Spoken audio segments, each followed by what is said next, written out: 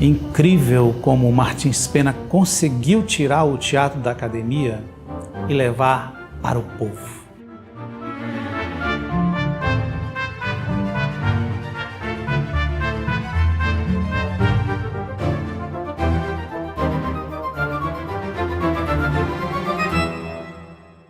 Quer dizer, o enredo em Martins Pena, gente, é direto. Então, é o casamento que tenta ser feito, né? É a pessoa que tenta ludibriar, é a pessoa que está enganando a olhos claros. Então, tudo é o poder de síntese, o enredo é direto. E outra coisa, o ritmo da peça. O ritmo da peça é dinâmica, é um ping-pong, tá? Uma palavra, o personagem fala, um outro vai e tal, um entra e sai de cena e tal, não há um vazio. Então, esse dinamismo é importante nessa dramaturgia, nessa comédia de costumes. Por isso que ela é fundamental.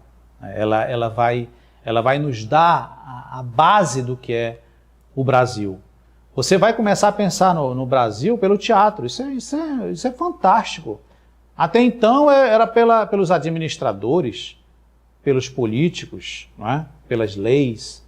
E aqui não, você tem a essência de uma obra que transmite para o povo o que é o próprio povo. E outra coisa, possibilitando, né, a catarse através do riso, através do estar bem, através da respiração. Então o público acompanhava aquelas comédias com muito prazer. Depois eu vou falar como é que se dava essas sessões. Mas por enquanto a gente entende que o Martins Pena contemplou o povo brasileiro. Isso é importante. Fazer o povo rir, tem coisa melhor, né? Naquele Brasil de então, um Brasil que até antes do processo de abolição da escravatura, né? Só tinha um processo de independência, estava ainda galgando essa liberdade para os negros, né? Para, enfim, liberdade entre aspas, a gente sabe, mas pelo menos no sentido mais estatal da coisa, né? Então o Martins Pena, ele é importante nisso tudo. Tem uma informação muito importante, gente, que é sobre essa ideia do campo e da cidade. Nós estamos vivendo, é bom lembrar que o teatro ele não está desvinculado da história. Então o teatro acompanha a história, ele é contemporâneo daquelas pessoas. Ele está vivendo o que aquelas pessoas estão vivenciando. Todos os acontecimentos políticos, os acontecimentos sociais, os acontecimentos religiosos, a economia, a dinâmica do povo brasileiro, da história do Brasil, está naquele período do século XIX. Então, uma das características, a gente tem que estar falando sempre, batendo nessa tecla, porque existe uma característica fundamental em Martins Pena. Então, para entender esse dramaturgo, essa dramaturgia, a gente tem que também entender como é que está o Brasil naquele momento. O Brasil ele tem uma diferença importantíssima e que vai se refletir na obra do Martins Pena. É uma diferença brutal entre o campo e a cidade. Então, no teatro, na dramaturgia do Martins Pena, isso está muito claro. Então você tem, às vezes, o caipira, o homem rural, bruto, aquela massa da brutalidade. E você tem, na cidade, aquela ideia, na verdade, uma falsa ideia, daquela ideia do progresso. Mas você também tem a lábia, o engodo, a ideia de ludibriar, né?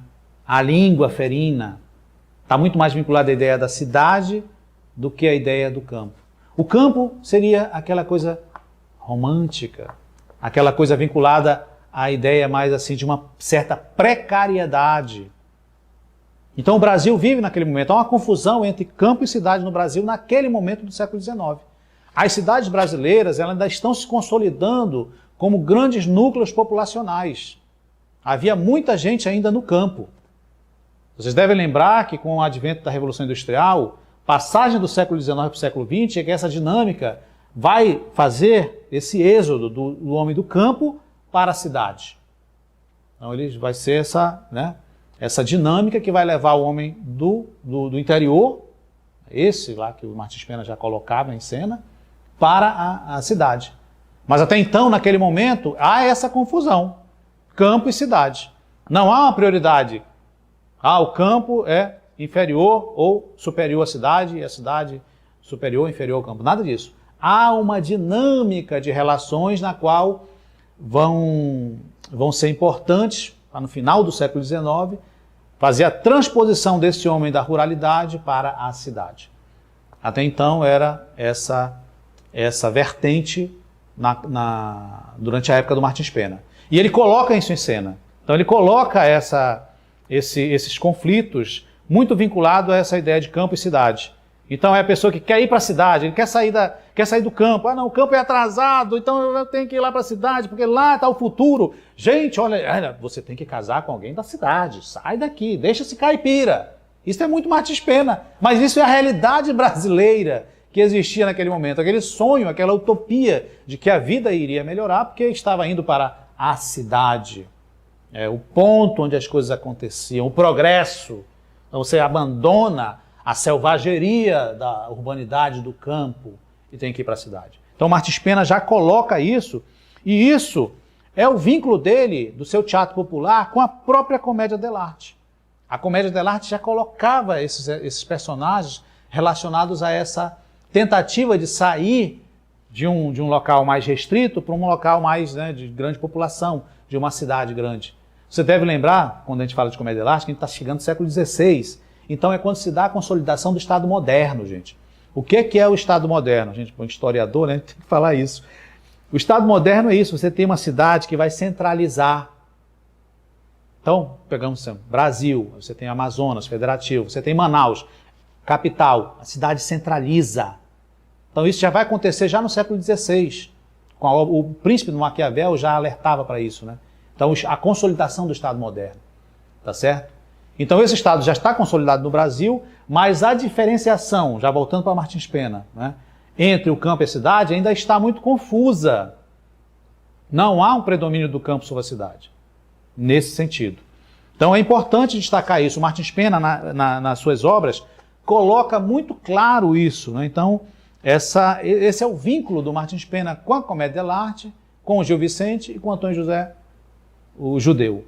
Eu falei que são as grandes influências do Martins Pena. Então, os personagens, a gente já sabe que são personagens da caricatura, não é? É o padre, que tem aquela fala arrastada, é o noivo totalmente que tenta fazer algo, mas se atrapalha. É um teatro cheio de muitas gags, não é? De muita comicidade, não é? De muitas quedas, de muito riso. Isso que é fundamental, Ele tem um pé com a farsa, não tenha dúvida. Então, Martins Pena, a gente fala comédia, farsa, então é uma linha muito tênue relacionada a isso, Entre essa comédia e essa farsa. Mas, na verdade, ele vai fazer com que o lastro da comédia vai ser ampliado. Então, é importante destacar isso. A comédia, e aqui eu coloco uma coisa importante, naquele período, para vocês terem ideia, que não era fácil, a gente fala assim, Martins Pena, mas ele teve muito trabalho até colocar as suas peças em cena, elas ganharem uma certa repercussão com esse espectador, com aquele nicho da população que entendia muito mais as suas comédias do que aqueles dramas à la Europa, não é? De fim de século ainda. Então ele vai estabelecer essa quebra do preconceito com o cômico, com a arte cômica. Então Martins Pena é importante até nisso, ele vai quebrar, ele vai quebrar aquele paradigma, o teatro sério, não, que é isso? Comédia? Não, que comédia, fica para depois, nada disso. Ele vai estabelecer um ponto de equilíbrio entre o drama e a comédia. Entre aquele romantismo, aquele grande realismo do teatro brasileiro, essa tentativa de realismo, com a comédia. Então, a visão dos críticos, a visão dos autores, dos escritores, inclusive, gente, eu vou falar uma coisa aqui para vocês, pasmem, até o Machado de Assis. O nosso grande Machado de Assis, ele não via com bons olhos. Machado de Assis, pasmem, foi um crítico de Martins Pena. Machado, nosso grande escritor, naquele momento, não entendia ainda a comédia como um artefato importantíssimo e precioso para o teatro.